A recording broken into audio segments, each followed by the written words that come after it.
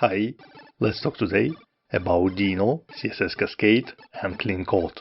If this is your first time here and you want to learn front-end and JavaScript, start right now by subscribing and don't forget to turn on the subtitles.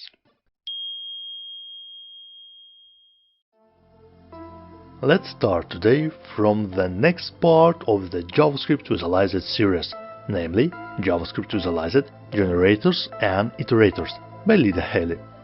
The author explains how the function generator works using a lot of visual examples. Dr. Axel Rauschmeier posted one more interesting article, namely a class-based enum patterns for JavaScript. The author examines a pattern for implementing enums, as available in other languages, in JavaScript based on classes. The author shows the JS library enumify that helps with the enum pattern.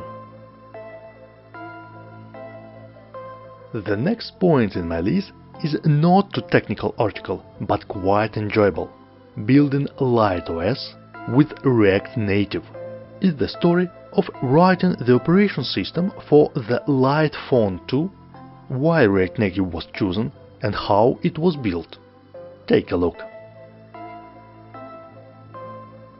In the tutorial, implementing an auth server with Node.js and Express by Valery Karpov, you can learn how to build a minimal Node.js based authentication server without any OAuth modules usage. In a talk, Deno, A New Way to JavaScript by Ryan Dahl and Kitson Kelly, you can see a brief presentation by authors of Deno and the usage showcase. In the session Parallel Computing in React.js, the author shares his experience running jobs in parallel within the React app to provide a pleasant user experience.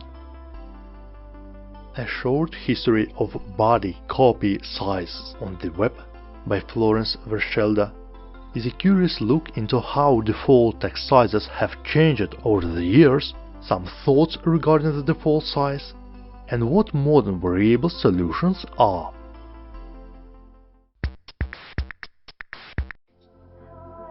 Understanding file system takeover vulnerabilities in npm JavaScript Package Manager by Liron Tal explains the nature of the vulnerabilities that have package managers npm, yarn and pnpm are exposed to when using binary executables.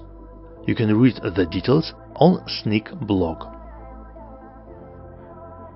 In the post, Transition Hidden Elements by Paul Hubbard creates the web-accessible animation that hides or displays elements through attribute hidden or display none property. In the article Fun with CSS Motion Path, Michelle Baker experiments with the offset path property that is available for animation and demonstrates beautiful usage examples. The last but not least point for today is a brief note by Demo Bremov, titled Goodbye Clean Code. The author tells us to beware of premature refactoring and deduplication using examples. If you liked this video, give it a thumbs up, share it with your friends, subscribe to the channel and watch other episodes. Thanks for watching and stay curious.